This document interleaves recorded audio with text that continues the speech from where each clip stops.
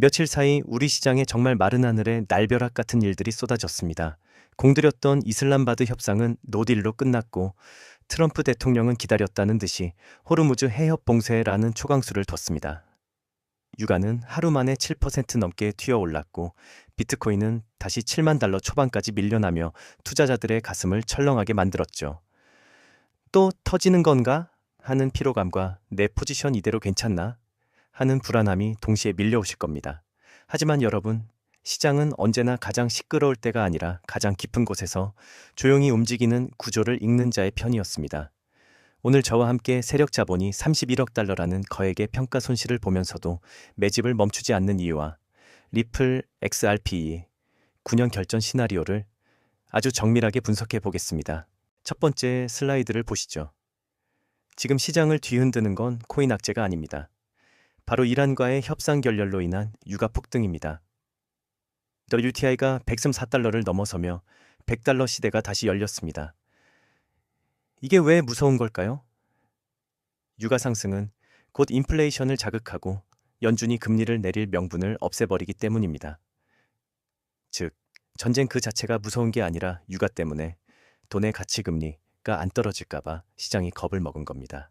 트럼프의 봉쇄 선언은 이 불안에 불을 붙인 격이죠. 지금의 하락은 이 거시적인 압박을 비트코인이 온몸으로 받아내고 있는 과정입니다. 두 번째 슬라이드. 그렇다면 비트코인이 다시 살아나려면 무엇이 필요할까요? 유명 분석가 닉 클리는 세 가지 조건을 제시합니다.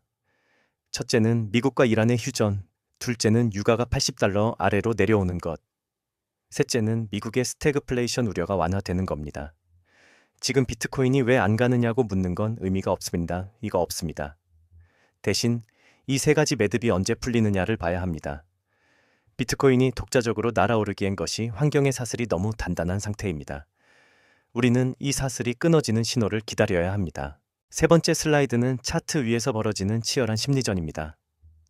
일부 분석가들은 헤드 앤 숄더 패턴이 완성됐다며 48,000달러까지의 폭락을 경고하고 있습니다.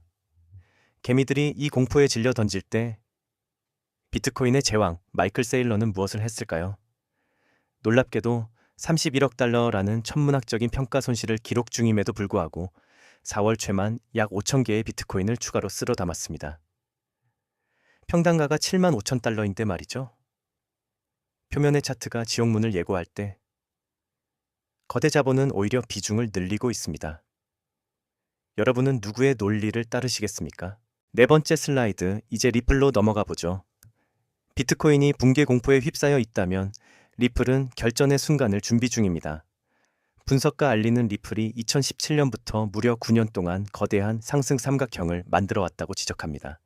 상단의 강력한 저항과 하단의 상승 추세선이 만나는 끝부분, 즉 에너지의 임계점에 도달했다는 겁니다. 0.75달러에서 0.8달러 구간이 이 9년 눌림의 마지막 방어선이자 절호의 기회라는 분석입니다.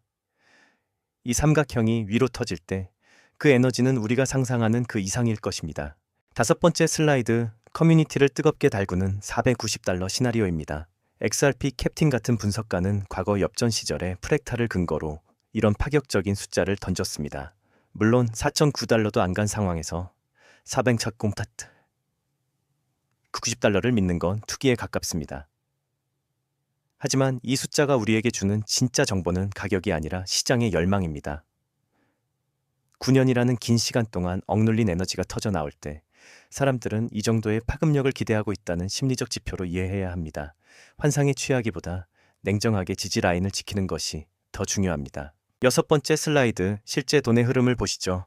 호르무즈 봉쇄 선언 직전의 데이터이긴 하지만 미국 비트코인 ETF에는 하루에만 3억 5천만 달러가 넘는 자금이 쏟아져 들어왔습니다.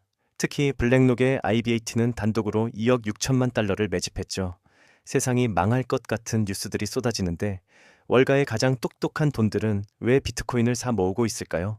그들은 단기적인 봉쇄 뉴스보다 자산의 장기적 가치와 구조적 변화에 베팅하고 있기 때문입니다. 이번 주 나올 후속 데이터가 이들의 신념을 증명해 줄 것입니다. 일곱 번째 슬라이드, 리플 홀더분들의 가장 큰 고민이죠. 재료는 많은다는데 왜 안 갈까? 답은 간단합니다. 시장의 순서 때문입니다. 지금처럼 거시 경제가 흔들릴 때는 시장 전체의 위험 선호 심리가 먼저 회복되어야 합니다. 비트코인이 바닥을 다지고 안정을 찾아야만 비로소 리플의 개별 호재들이 빛을 발할 수 있는 판이 깔리는 겁니다. 리플의 재료가 썩은 게 아닙니다. 단지 주인공이 등판하기 전 무대 조명이 켜지길 기다리고 있는 것뿐입니다. 비트코인이 바닥 신뢰를 구축할 때 리플의 상대 강도는 폭발적으로 붙을 것입니다. 마지막 슬라이드입니다. 결론을 내리겠습니다. 지금 코인 시장의 핸들은 코인판이 아니라 중동의 유가와 워싱턴의 정치권이 쥐고 있습니다. 이란 리스크가 유가를 흔들고 유가가 금리를 흔드는 이 복잡한 고리를 이해해야 합니다. 지금은 누가 더 큰 숫자를 부르느냐가 중요한 게 아니라 협상의 문이 다시 열리는지 유가가 진정되는지를 체크하는 것이 생존의 핵심입니다. 31억 달러를 손실 보면서도 담아내는 거대 자본의 시각을 가지십시오. 가장 시끄러운 뉴스를 끄고 고요한 데이터의 구조를 볼 때 여러분은 이 9년의 결전에서 승리할 수 있을 것입니다.